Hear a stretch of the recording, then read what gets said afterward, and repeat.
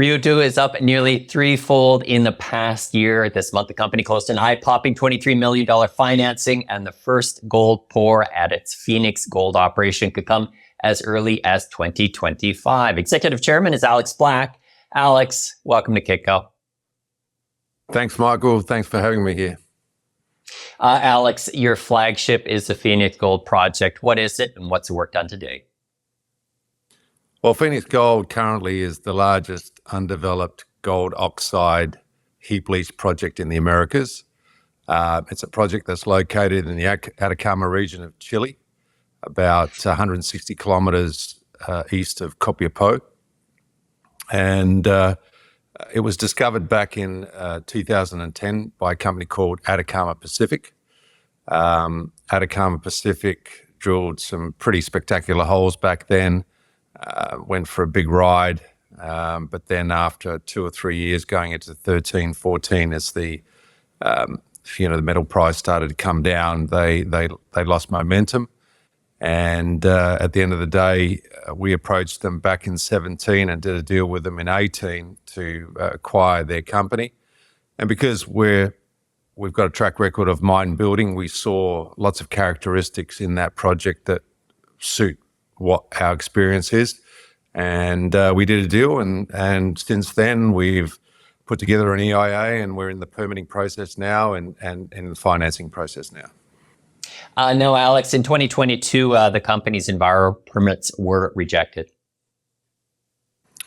Yeah, they were. And that was a big shock to us and a big shock to the mining industry in general in Chile, because we were in the wrong place at the wrong time. We were going through our adjudication of our EIA when the new government in Chile came into power in about April of 2022. And, their mandate was not very friendly towards mining at that point. And it was interference. Bottom line is, and there's a big story here, but I'm not going to go into the detail, but the bottom line is that it was interference from the federal government in a regional case. All EIAs in Chile happen regionally and are adjudicated regionally, not federally. So anyway, when that happened, we went into a appeal process, which was a committee of ministers. Unfortunately, that committee of ministers doesn't have a time mandate. So when we entered that process, we just didn't know how long it was going to take. And as it was, it took 18 months.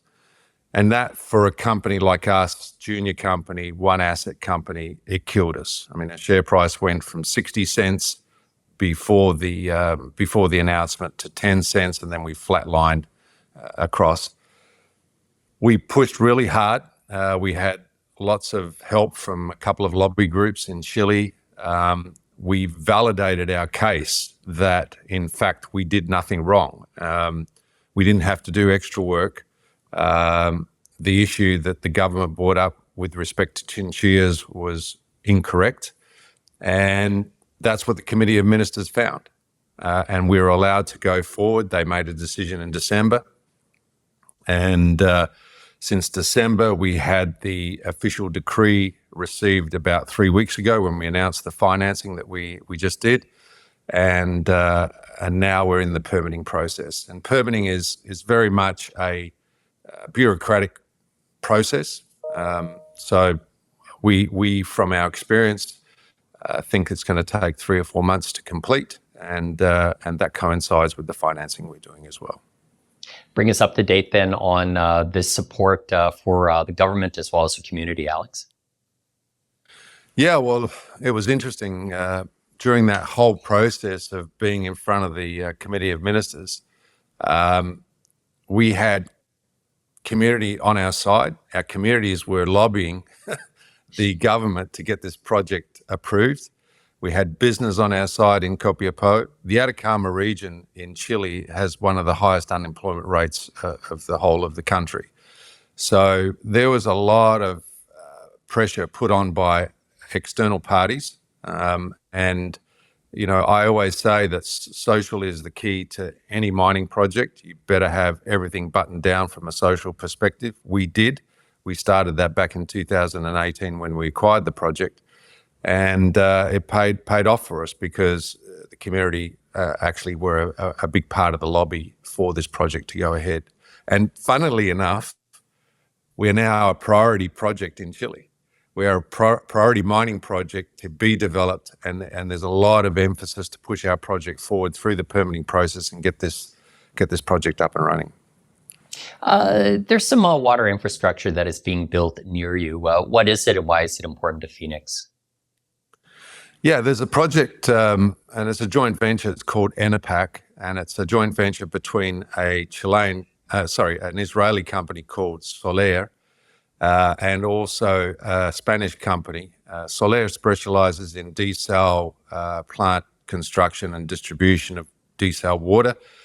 The Spanish company, I don't have their name at the moment, but they specialize in solar energy, and they're teaming up to build a third-party desal project, which will provide water to third parties like ourselves on a unit cost basis. Right? There's a cubic meter of water. It's going to cost X dollars. And that project right now is in the final stages of EIA approval. We don't imagine there's going to be any issues there because this follows the mandate of the government and also the environmental lobby in Chile is to stop companies from pulling water from the ground and using desal or seawater in the process rather than water from the ground. So it's a project that probably, in our guess, and we're going to know more of this year because we're going to do a expansion study later on this year. But what it's going to do for us is give us access to water to be able to expand our project from what it is today, which is a 20,000 tonne a day order pad scenario, producing about 100,000 ounces of gold per annum, to something of the size of about 80,000 tonnes a day, so 4 times bigger, and producing somewhere between 250 and 300,000 ounces per annum for at least 10 years. So that leap puts us in a world-class league from the point of view of the production that we'll be outputting from Fenix Gold. That depends upon working out arrangements with the water provider, correct, Alex? Yeah, and that's going to fall in place. We're estimating they probably will have all of that infrastructure available in 3 to 4 years' time. And so we dovetail our operations with that. At the moment, we're trucking water to the project. We've told everybody that's not optimal, but it's built into our cost analysis, our feasibility study that we finished in September of last year. It works. It's not something you want to do forever.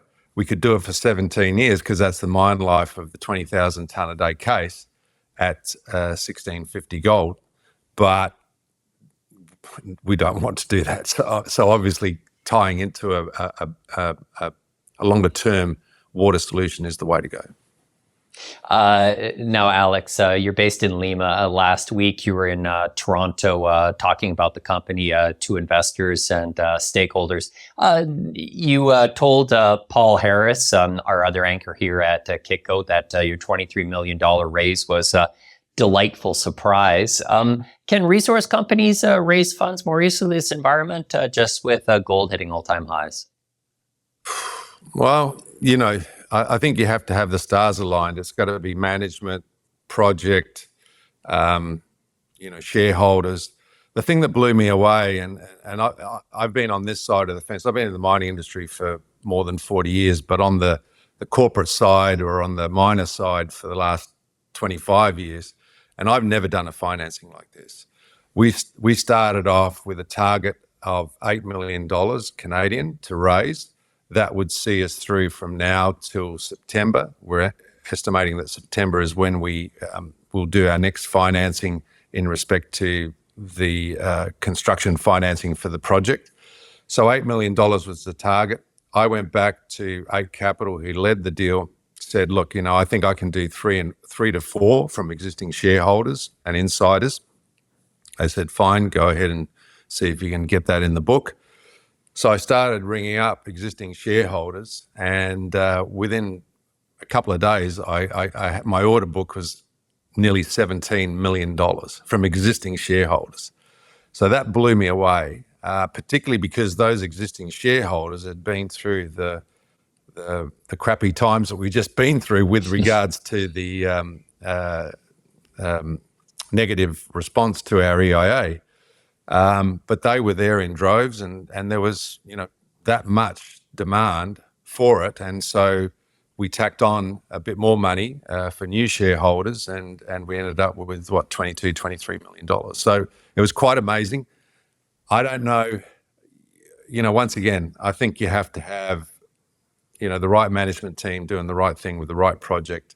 And obviously during that week too, the gold price started to accelerate and rise, and maybe we were in the right place at the right time for a change. Now, you said that there's interest in the company. There's been a number of transactions. I don't have to tell you, Alex, in the resource space. What's been notable to you regarding this current spate of M&A? Yeah, I think it's interesting. I think it's late because, M&A should have. I've been a proponent of M&A because I just believe there's too many companies out there in the resource space, and particularly in the gold space. But anyway, yeah, it's starting to happen. Probably later than I would have thought it should have happened. And the philosophy of buying low and selling high is something that obviously fits into the equation. Yeah, look, I mean, and even us, once we got our EIA approval in December, we've had inbounds from corporates that we never spoke to before, who are obviously looking and curious about this 5 million ounce deposit in Chile, doable, run of mine gold oxide heap leach. So yeah, it's going to be interesting to see how things play out. We're not for sale. I mean, we built 2 of these mines before in a previous iteration, which was Rio Alto from 2009 to 2015. We built Rio Alto up from a company that was worth $12 million in 2009 to a company that was taken out by Tahoe Resources in 2015 for $1.2 billion. So, what I keep telling people is we're mine builders, but we also know how to exit. And now's not the time for us to exit. I mean, we wouldn't do that because we've got a lot of value we can create here. We've got to get that second stage project up and running. And then who knows what's going to happen, and who knows what the gold price environment or the appetite from bigger guys will be at that time. But yeah, we've done it before. We've seen Cobre Panama, that First Quantum's mine, come offline, which is having global impacts upon copper prices. Alex, you spent a long time in South America. At the beginning of the interview, we were talking about your own challenges with Fenix in terms of getting your regulations right. Can you talk a little bit more about social license and kind of getting that right where you operate? Because it's really something that has come to the fore in, I guess, globally.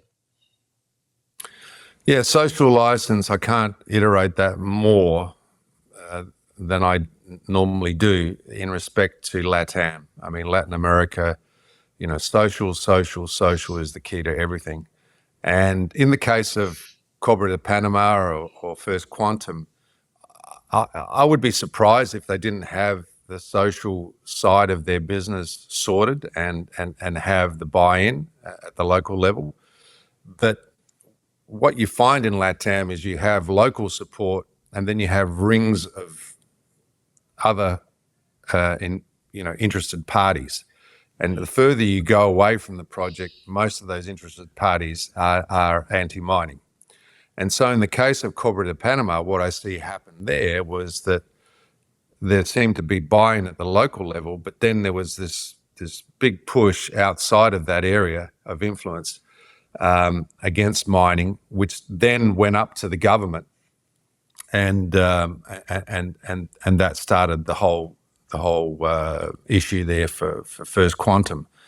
Typically, in my experience, particularly here in Peru, is government can be positive or negative towards mining in a general sense, but it's really what you do on the ground at the community level.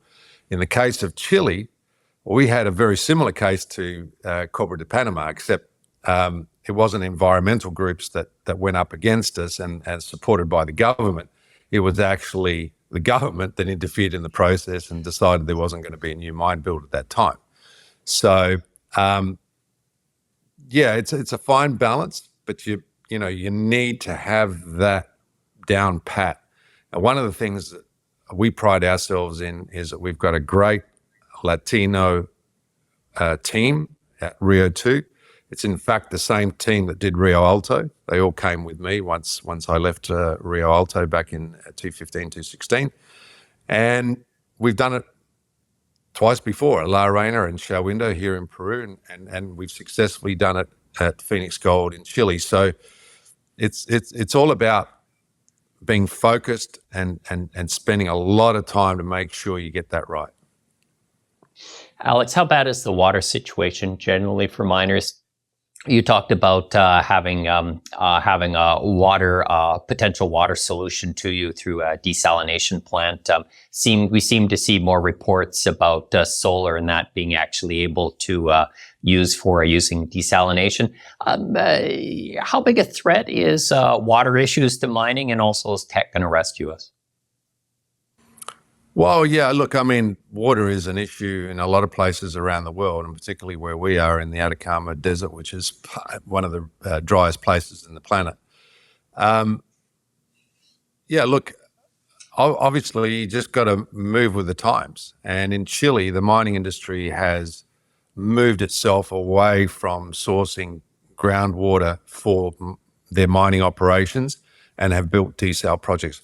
But they're mainly the big companies, the Chuquicamatas, the Escondidas, et cetera, Candelaria, for example, which is just to the south of Copiapó, which is a regional town near to our project.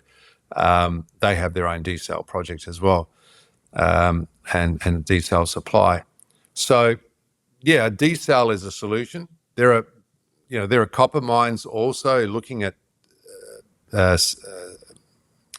direct seawater. I mean, and that works for some projects. So that's nice because you don't have to treat it or spend any money on. All you have to do is pump it up to the project. Is there technology? I don't know. I mean, I don't know of any technology that can fabricate water out of, air or something like that. If there is, it's probably really expensive right now. So I think desal all around the world is a solution, and also for drinking water for many countries around the world that are facing, water issues. So, yeah, look, you got to move with the times. For us, it's going to be desal, and it will come hopefully through this third-party ENAPAC that I mentioned before. Obviously that we're seeing copper as well as gold start to move. Investor interest seems to be growing, and then we also see some equity prices starting to move. Any general advice that you would give, or any North Star, or any that you would look at in terms of this upswing in the commodity sector, Alex? No, it's really hard putting yourself, like us, a developer, in the right place at the right time with all these positive upswings in commodity prices and precious metal prices. So, it's tough because we could be developing and we could be on a downswing of the gold price, and that would work against us. So, what I see. And I don't know where the gold price is going. I mean, I'm a CEO of a mining company. I'm not a predictor of gold and the price of gold. But if you look at where gold's been, from 2013 to 2019, it was sort of around $1,250 on average. It then jumped up from about 20 to 2023. It was in that order of 1850. And now, are we finding a new base plus 2,000? I think so. But where? I don't know. And we're living in interesting times, as you know, from the point of view of the fiscal situation all around the world. debt situation, supply of money, et cetera, et cetera. So, I think we're in the right place at the right time at the moment. And we just got to make hay as the sun shines and run as fast as we can and get ourselves to production, get our project built, financed and built, and the rest will fall into place. I was meaning more, Alex, kind of, sorry for the way I phrased it. I was meaning kind of more of a framework. I was just interested because, you've been in the guts of it right now, but if you're using your hat, you're using your analytical hat, and then you're looking at other resource names or other companies, do you start with the resource itself that the company has? Do you look at management? Have they done this before? Are you looking at what their finances have? All of the above. What's your checklist right now when you're going down and then you're looking at a particular resource company? Well, obviously, what's in the ground? Yeah. Who are the guys who are going to execute and deliver on what they're saying they're going to do? And thirdly, like I said before, social. What's the social environment around where they are, and how quick can they develop a project? I mean, even when you see projects in Nevada and Arizona and places like that, they take 5 to 7 years to get off the ground because of the permitting processes, et cetera. That's not a social issue, but you need to take that into consideration. If you look at what we've been through, I mean, we started 2018 and here we are, 6 years later, we should be in gold production by the end of next year. So that's 7 years. So all those sorts of things, when you buy into a company like us that's not a producer, you've got to say to yourself, well, I'm not buying it for now. I'm buying for what it's going to look like in 6 to 7 years, or a potential takeout. Takeouts, it depends on the asset as to what happens from a takeout perspective. So I really believe, the three things I mentioned before, the deposit, the people, and the social aspect of the project is key. Lastly, Alex, you say you're going to be in production soon. What's going to be the milestones over the next 12 months? Yeah, so we're working with Endeavour Financial right now. We've been with them for the last 12 months or so, and we've received expressions of interest for a number of funds and banks in the order of, most of the offers are in the order of $100 to $120 million US for this project. Our current requirement is for about 110 million US. So it's more than we need. But what will happen is that these funds and banks will want cost overrun facilities so that they'll want to lend you more than what you actually need to make sure that you do get there at the end of the day. So we're in that process now. We plan to have our financing solution in place in August. At the same time, we've got the permitting happening that I mentioned before. That'll be finished in about August. And so if there is any equity that needs to be raised, and I'm sure it's not going to be a lot of equity, given the numbers I've just mentioned to you, we're looking at September for an equity raise and fully financed, ready to go. And when that happens, because we already were in pre-construction here back in 2022, and I asked people to go and have a look at our presentation on our website, which shows all that. We are anticipating we'll be in first gold production late Q3, early Q4 next year. So it's very quick. It's a very quick project, and we will be cash flowing towards the end of next year. So that's the key timelines. Alex, thanks for your time. Appreciate it. My name is Michael McRae. You're watching Kitco Mining.